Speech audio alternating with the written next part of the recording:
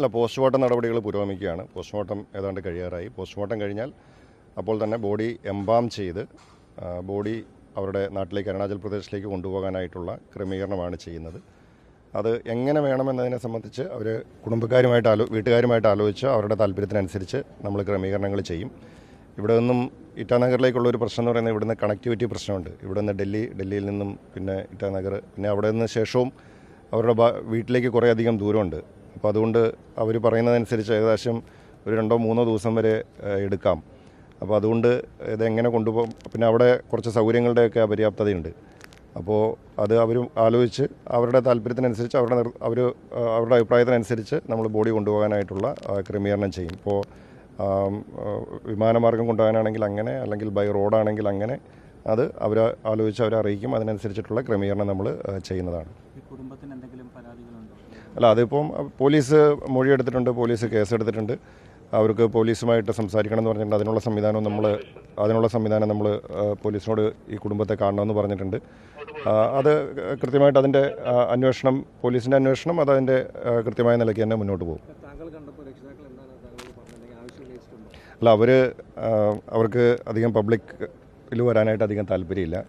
അവരൊരു റിക്വസ്റ്റ് മുന്നോട്ട് വെച്ചിട്ടുണ്ട്. ഇപ്പോൾ വിദ്യാർത്ഥികൾക്ക്, കോളേജിൽ നിന്നുള്ളവരുടെ സഹപാഠികൾക്ക് കാണാനായിട്ടുള്ളൊരു സംവിധാനം കൊടുക്കും. അത് ആരും കവർ ചെയ്യരുത് എന്നുള്ളൊരു അഭ്യർത്ഥന അവർ വെച്ചിട്ടുണ്ട്. കുടുംബവും മുന്നോട്ട് വെച്ചിരിക്കുന്ന ഒരു ആവശ്യമാണ്. അതുകൊണ്ട് അതെല്ലാവരും ആ അഭ്യർത്ഥന മാനിക്കണം എന്നുള്ളൊരു അഭ്യർത്ഥനയാണ് എനിക്കും വയ്ക്കാനുള്ളത്. ഇല്ല, അങ്ങനെ പരാതികളൊന്നും പറഞ്ഞിട്ടില്ല. അവർ പോലീസുമായിട്ട് സംസാരിക്കണം എന്നുള്ളൊരു ആവശ്യമാണ് പറഞ്ഞിരിക്കുന്നത്. നമ്മൾ അതിനുള്ള സംവിധാനം ചെയ്തിട്ടുണ്ട്. ബാക്കി അന്വേഷണം അതിൻ്റെ നിലയ്ക്ക് മുന്നോട്ട് പോകട്ടെ. വിദ്യാർത്ഥികൾ ചില ആക്ഷേപങ്ങൾ ഉന്നയിക്കുന്നുണ്ട്, അവരുമായിട്ട് സംസാരിച്ചിരുന്നു? അല്ല, ഇപ്പോൾ നമ്മൾ വിദ്യാർത്ഥികളൊക്കെ ആയിട്ട് ഞാൻ പലവട്ടം സംസാരിച്ചിരുന്നു. ഈ വിഷയം ഉണ്ടായ സമയം തുടങ്ങി സംസാരിക്കുന്നുണ്ട്. പിന്നെ അത് നമുക്ക് എന്തെങ്കിലും കുറച്ച് കാര്യങ്ങളൊക്കെ കോളേജ് മാനേജ്മെൻറ്റും അവരുമായിട്ട് സംസാരിച്ചിട്ടുണ്ട്. നമുക്ക് എന്ത് കാര്യങ്ങളുണ്ടെങ്കിലും അത് അവരുമായിട്ട് സംസാരിച്ച്, ഇല്ല പൂർണ്ണമായിട്ടും എല്ലാ കാര്യങ്ങളും ആയി എന്ന് പറയാൻ സാധിക്കില്ല. പിന്നെ നമ്മൾ ഇപ്പോൾ അതിൻ്റെ ഒരു സമയമല്ല. നമ്മൾ തീർച്ചയായിട്ടും കുട്ടികൾക്ക് എന്തെങ്കിലും ആശങ്കകളുണ്ടെങ്കിൽ അത് കോളേജുമായിട്ട് സംസാരിച്ച് അതിനകത്തൊരു പരിഹാരം ഉണ്ടാക്കും.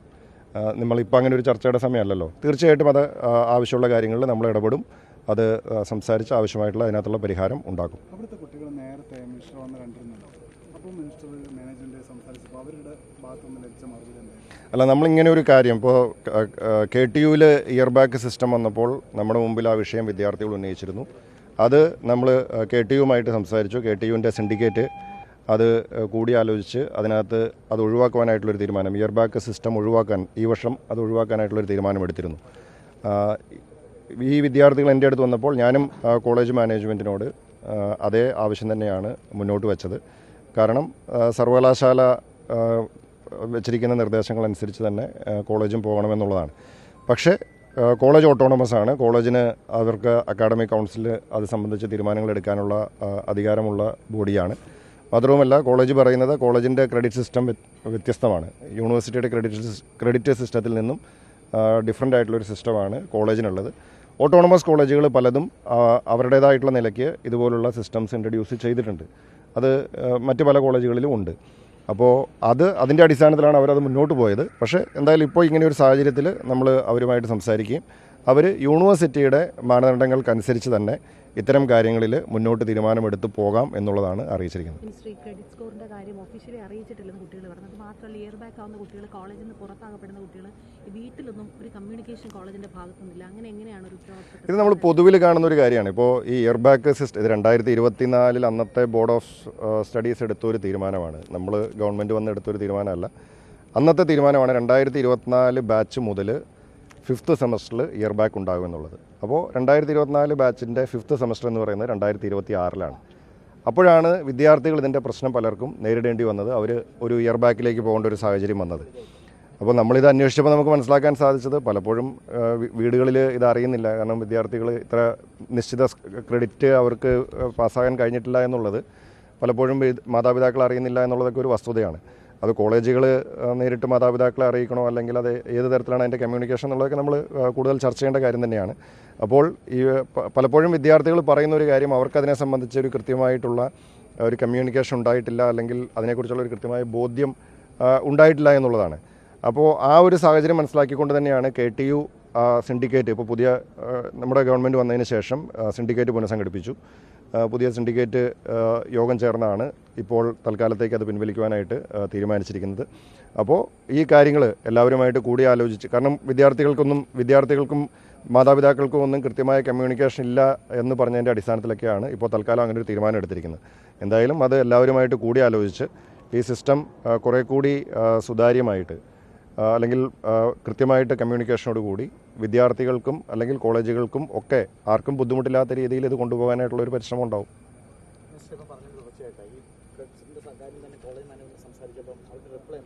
അല്ല, ഇപ്പോൾ ഞാൻ അവരുമായിട്ട് സംസാരിച്ചു. സർവകലാശാലയുടെ തീരുമാനത്തിന് അനുസൃതമായിട്ട് കോളേജിലും ഇത്തരം കാര്യങ്ങളിൽ മുന്നോട്ട് നടപടികൾ എടുത്തുകൊള്ളാം എന്നുള്ളതാണ് കോളേജ് മാനേജ്മെൻറ്റ് പറഞ്ഞിരിക്കുന്നത്.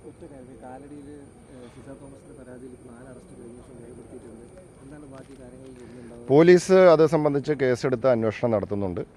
അതിൻ്റെ ഭാഗമായിട്ടുള്ള നടപടികളിലേക്കാണ് പോലീസ് പോയിരിക്കുന്നത്. കാരണം അവിടെ ഒരു വനിതാ വൈസ് ചാൻസലറെ കയ്യേറ്റം ചെയ്യാനുള്ള ഒരു ശ്രമം വരെ ഉണ്ടായിട്ടുണ്ട്. വൈസ് ചാൻസലർ തന്നെ അത് സംബന്ധിച്ച് പരാതി കൊടുത്തിട്ടുണ്ട്. അതുപോലെ തന്നെ നമ്മൾ ഇപ്പോൾ ഒരു ജനാധിപത്യപരമായിട്ടുള്ളൊരു സമരത്തിന് നമ്മളാരും എതിരല്ല. അപ്പോൾ ഞങ്ങളൊക്കെ അത്തരം സമരങ്ങളിലൂടെ കടന്നു വന്ന ആളുകളാണ്. പക്ഷേ അതിനൊരു ചില മര്യാദകളും അതിന് പാലിക്കേണ്ടതായിട്ടുള്ള ചില കണ്ടീഷൻസും ഒക്കെ ഉണ്ട്. അപ്പോൾ ആ സീമകൾ ലംഘിക്കപ്പെട്ട് സമരം വേറെ ഒരു രീതിയിലേക്ക് പോവുകയും അക്രമാസക്തമാവുകയും ഒക്കെ ചെയ്യുന്ന, അല്ലെങ്കിൽ വളരെ അപരിഷ്കൃതമായിട്ടുള്ള സമര രീതികളുമൊക്കെ അവിടെ ഉണ്ടായിട്ടുണ്ട്. അപ്പോൾ പോലീസ് കേസെടുത്ത് അന്വേഷിക്കുന്നുണ്ട്. അതിൻ്റെ ഭാഗമായിട്ട് പോലീസ് നടപടികൾ മുന്നോട്ട് പോകും. അതോടൊപ്പം ഈ കണ്ണൂർ സർവകലാശാലയിലെ ഐശ്വര്യഘോഷ് പങ്കെടുക്കുന്ന പരിപാടിക്ക് സർവകലാശാല അനുമതി നിഷേധിച്ചു പറയുന്നു. എനിക്കതിൻ്റെ വിശദാംശങ്ങൾ കിട്ടിയിട്ടില്ല. ഞാൻ എൻ്റെ പ്രാഥമികമായിട്ടുള്ള അന്വേഷണത്തിൽ മനസ്സിലായത് അവർ പരിപാടി നടത്താൻ വേണ്ടിയിട്ടൊരു ആപ്ലിക്കേഷൻ പ്രൊസീജിയറുണ്ട്. ആ അപേക്ഷ കൃത്യമായിട്ട് നൽകിയിട്ടുന്നില്ല. അതുകൊണ്ട് അതിന് അനുമതി കൊടുത്തിട്ടില്ല എന്നുള്ളതാണ്. ഇപ്പോൾ ആര് പങ്കെടുക്കുന്നു എന്നുള്ളതിനല്ല പ്രശ്നം. ഒരു പരിപാടി ക്യാമ്പസിൽ സംഘടിപ്പിക്കുമ്പോൾ അതിനാരായാലും ആ പരിപാടി നടത്തുന്നതിന് വേണ്ടിയിട്ടുള്ള ഒരു ആപ്ലിക്കേഷൻ കൊടുക്കേണ്ടതായിട്ടുണ്ട്. അതിന് അനുമതി ബന്ധപ്പെട്ട അധികാരികൾ കൊടുക്കുകയാണ് ചെയ്യുന്നത്. പക്ഷേ അങ്ങനൊരു കൃത്യമായിട്ടുള്ളൊരു ആപ്ലിക്കേഷൻ വന്നില്ല എന്നുള്ളതാണ് മനസ്സിലായത്. അതിൻ്റെ അടിസ്ഥാനത്തിലാണ് അവിടെ അനുമതി നിഷേധിക്കപ്പെട്ടതെന്നാണ് ഞാൻ മനസ്സിലാക്കുന്നത്. കേരള സർവകലാശാല ബി സി നിരന്തരമായി RSS പരിപാടിയിൽ പങ്കെടുക്കുന്ന വിവാദമാകുന്നു. അദ്ദേഹത്തിൻ്റെ പ്രസ്താവനകൾ പോലും കഴിഞ്ഞ ദിവസം വളരെ പക്വമായ പ്രസ്താവനകൾ ഉണ്ടാകുന്നു. എങ്ങനെയാണ് ഉന്നത വിദ്യാഭ്യാസ മന്ത്രി ആ രീതിയെ കാണുന്നത്? നമ്മൾ ഈ കാര്യങ്ങളെ സംബന്ധിച്ച് നിരവധി തവണ വ്യക്തമാക്കിയിട്ടുള്ളതാണ്. സർവകലാശാല വൈസ് ചാൻസലർമാർ ഒരു കാരണവശാലും പ്രത്യയശാസ്ത്ര ധ്രുവീകരണത്തിന് കാരണമാകുന്ന തരത്തിലുള്ള ഇടപെടലുകൾ ഉണ്ടാവാൻ പാടില്ല. അവർ അവരുടെ സ്ഥാനത്തിൻ്റെ മഹത്വം കാത്തുസൂക്ഷിച്ചുകൊണ്ട് ഇത്തരത്തിലുള്ള രാഷ്ട്രീയ പ്രേരിതമായിട്ടുള്ള അല്ലെങ്കിൽ രാഷ്ട്രീയ പരിപാടികളിൽ നിന്നും അത്തരം സംഘടനകളുടെ പരിപാടികളിൽ നിന്നും മാറി നിൽക്കുവാനായിട്ടുള്ള ഔചിത്യം എല്ലാ വൈസ് ചാൻസലർമാർക്കും ഉണ്ടാവേണ്ടതാണ്. ഇത് കഴിഞ്ഞ ഗവൺമെൻറ്റിൻ്റെ കാലത്ത് ആരംഭിച്ച ഒരു രീതിയാണ്. ഇതുപോലെ ഇപ്പോൾ ഗവർണർ ഇടപെട്ടുകൊണ്ട് സർവകലാശാലകൾ വൈസ് ചാൻസലർമാരെ നിയമിക്കുന്നു. ആ ആളുകൾ RSSൻ്റെ പരിപാടിയിൽ പങ്കെടുക്കുന്നു. കഴിഞ്ഞ ഗവൺമെൻറ് കാലത്തും സംഭവിച്ചിട്ടുണ്ട്. ഒന്നല്ല നിരവധി വൈസ് ചാൻസലർമാർ പങ്കെടുക്കുന്ന സാഹചര്യം ഉണ്ടായിട്ടുണ്ട്. ഇപ്പോഴും അത് തുടർന്നുകൊണ്ടിരിക്കുകയാണ്. ഇതൊക്കെ ആ ഇരിക്കുന്ന സ്ഥാനത്തിൻ്റെ മഹത്വത്തിന് അല്ലെങ്കിൽ ആ സ്ഥാനത്തിന് യോജിച്ച പരിപാടികളല്ല. ഒരു കാരണവശാലും നമുക്ക് അതിനോട് അംഗീകരിക്കാൻ സാധിക്കുകയില്ല. ഇവിടെ നമ്മൾ കാണേണ്ടുന്ന ഒരു കാര്യം, ഇത് ഈ വൈസ് ചാൻസലർ എങ്ങനെയാണ് നിയമിതനായതെന്നുള്ളത് നമ്മൾ അന്വേഷിക്കണ്ടേ? ഈ വൈസ് ചാൻസലർ കേരളത്തിൽ ഇപ്പോൾ ഇടതുപക്ഷത്തിൻ്റെ ചില നേതാക്കന്മാരുടെയൊക്കെ പ്രസ്താവനകളൊക്കെ ഞാൻ കാണുകയുണ്ടായി. കേരള സർവകലാശാലയിൽ ഈ പ്രസ്തുത വ്യക്തി വൈസ് ചാൻസലറായി നിയമിതനായത് 1:1 എന്ന നിലയ്ക്ക്, ഒന്ന് നിങ്ങൾക്ക് ഒന്ന് ഞങ്ങൾക്ക് എന്ന നിലയ്ക്ക് വൈസ് ചാൻസലർ പദവി കഴിഞ്ഞ മുഖ്യമന്ത്രി ശ്രീ പിണറായി വിജയൻ്റെ കാലത്ത് വീതം വെച്ചപ്പോൾ ഉണ്ടായ അല്ലെങ്കിൽ നിയമിതനായിട്ടുള്ള ഒരു വൈസ് ചാൻസലറാണ്. അപ്പോൾ ഈ വൈസ് ചാൻസലർ സ്ഥാനത്തിരിക്കുന്നതിന് ഉത്തരവാദി എന്ന് പറയുന്നത് അന്നത്തെ സർക്കാരാണ്. കാരണം അവർ ഗവർണറുമായിട്ടുണ്ടാക്കിയ ഒരു ധാരണയുടെ അടിസ്ഥാനത്തിലാണ് കേരള സർവകലാശാലയിൽ ഒരാളെ വൈസ് ചാൻസലറായിട്ട് വയ്ക്കുന്നതും CPMന് താല്പര്യമുള്ള ഒരാളെ മറ്റൊരു സർവകലാശാലയിൽ വൈസ് ചാൻസലറായിട്ട് വയ്ക്കുകയും ചെയ്തത്.